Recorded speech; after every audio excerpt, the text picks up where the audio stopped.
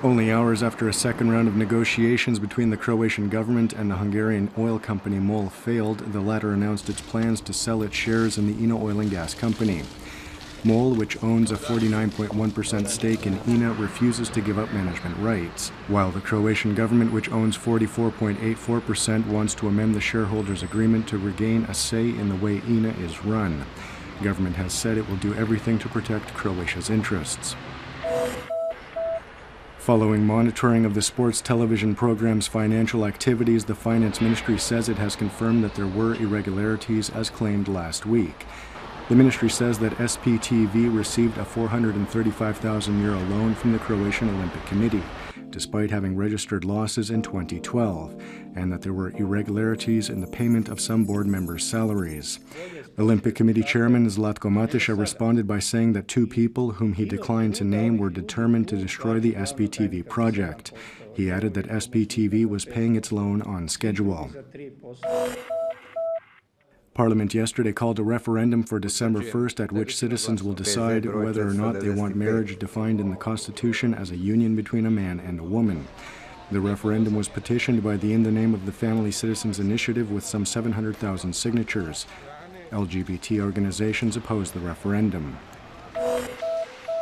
Following yesterday's talks between healthcare trade unions and the Health Ministry, both sides agreed that negotiations were nearing an end.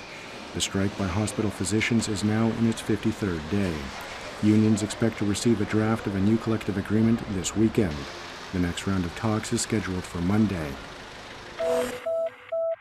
The world's largest airplane, the Antonov 225, landed at Zagreb's Pleso Airport yesterday.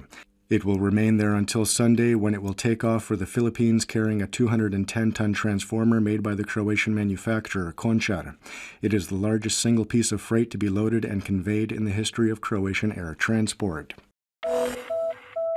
133 years ago today, Zagreb was rocked by the strongest earthquake ever to hit the Croatian capital. On November 9, 1880, at roughly 7:30 a.m., an earthquake measuring 6.3 on the Richter scale shook the city for 10 seconds, leaving 1 dead and 29 seriously injured. The quake destroyed or damaged nearly every building in Zagreb, which at the time had a population of roughly 30,000. In the final round of the group stage of the ATP World Tour Finals, Croatian-Brazilian pair Ivan Dodig and Marcelo Melo are in action against the Dutch-Pakistani tandem Aysam ul Haq Qureshi and Jean-Julien Royer in London today. Dodig and Melo have already qualified for the semi-finals, where they will play the Spanish team of David Marrero and Fernando Verdasco. In the regional Ceja Handball League, Zagreb defeated Montenegrin side Lovćen 35-34 last night. Zagreb is currently atop the Ceja standings, 2 points clear of Macedonian side Vardar. Overcast skies accompanied by intermittent rain will move from the northern Adriatic and Gorski Kotar to the rest of the country as the day wears on. There will be a moderate to strong southwesterly shifting to a northerly inland, with a southerly turning to a southwesterly on the coast. Highs will be between 18 to 22 degrees Celsius.